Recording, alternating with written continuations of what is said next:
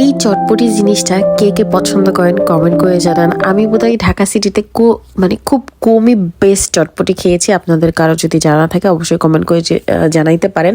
তো ঢাকা সিটিতে যতগুলো আর কি চটপটি খেয়েছি আমার কাছে বেশিরভাগই স্পেশালভাবে, স্পেশাল চটপটি যেটাই বলেন না কেন, বেশিরভাগই অনেকটা আমার কাছে হালিমের মতো লাগছে। ওই হাঁসের ডিম দিয়ে দিচ্ছে, এই দিয়ে দিচ্ছে, সেই দিয়েছে, কেন যেন মানে চটপটির স্বাদটাই আসে না। সো এর জন্য খুব কষ্ট করে আমি বাসায় বানিয়ে নিয়েছি। কষ্টও না, ফুচকাটা বাইরে থেকে কিনে নিয়ে আসা। আমার কাছে মেইনলি চটপটিটা ভাল লাগে, প্রচুর পরিমাণে ফুচকা থাকবে যেখানে, আর যেখানে নিজের পছন্দ মতো আর কি মশলা আমি দিয়ে করতে পারবো। বাট আমি বোধহয় এই চটপটি ফুচকার আইটেমগুলো বাসায় স্পেশাল দিনে করার ট্রাই করি। আর যেদিনকে হচ্ছে আমার কাজ মোটামুটি কম থাকে, অফিস ডে, ভার্সিটি ডে সব কিছু অফ থাকে, সেদিনই হচ্ছে আমি করতে পছন্দ করি।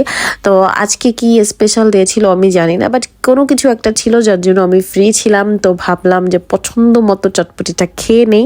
বাট আমি ঢাকা সিটিতে খুব কমই স্পেশাল চটপটি খাইছি যেটা আমার কাছে ভালো লাগছে। বাট আমার এলাকার চটপটি বেস্ট আমার কাছে মনে হয়। আমার এলাকার বাসার সামনে যে চটপটিটা, সেটাই আমার কাছে বেস্ট মনে হয়। আমি অনেকটা সেভাবে আর কি তৈরি করতে চেয়েছিলাম।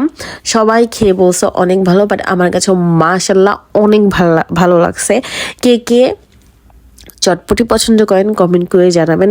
আর একটা জিনিস, চটপটি বেশ হালিম, চটপটিকে এখন বেশিরভাগই ঢাকাতে আমি দেখি হালিম বানাই ফেলছে, শুধু মাংসটাই দেয় না, বাট সব মশলা টশলা হচ্ছে হালিমের দেয়। কেন চটপটির মধ্যে কেন ডাল থাকবে না? চটপটির মধ্যে কেন ওই যে কোয়েল পাখি এই সে ডিম থাকবে?